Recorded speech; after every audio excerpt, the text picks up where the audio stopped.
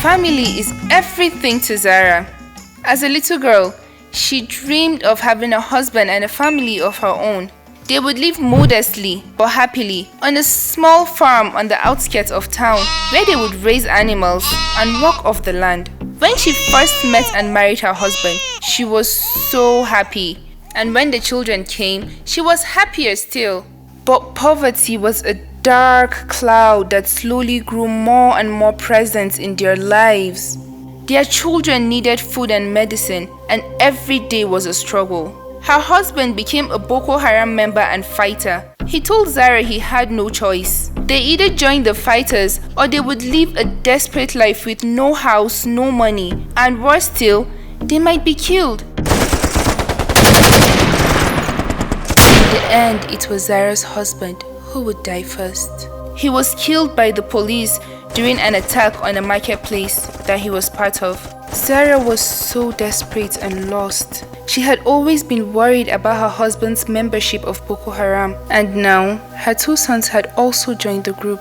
She witnessed the death of innocent people. She knew that what the group stood for was wrong, and she was worried all the time that her sons would be killed. But she had no money. She was forced to leave behind her family and friends. Her sons told her that Boko Haram would look after her. Instead, she was forced to work as a maid for one of the elders. She wasn't paid. She slept on the floor. She was forced to perform sexual acts to keep the elders from beating her. Then Zara fell pregnant.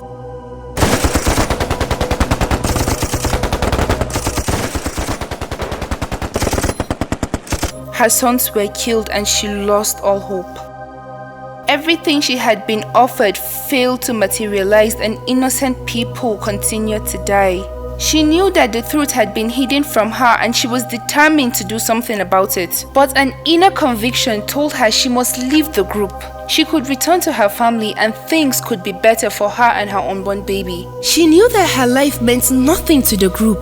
She had been exploited and taken advantage of, and it was time to make a change. But the escape was not easy. Living in the dead of the night, with her children by her side, seeking for shelter where she could and only traveling at night, she found refuge in a family who took her in, fed her and her children. In that kindness, she found the peace she had been looking for. I am her friend, and this is her story. I now see a woman who works and earns for her children. She is now rebuilding her life for the sake of her new baby, and slowly, things are getting better. She makes it her business to talk to other mothers too, to make the truth clear to them, to tell others not to fall into the same trap she did, because your life is nothing to them.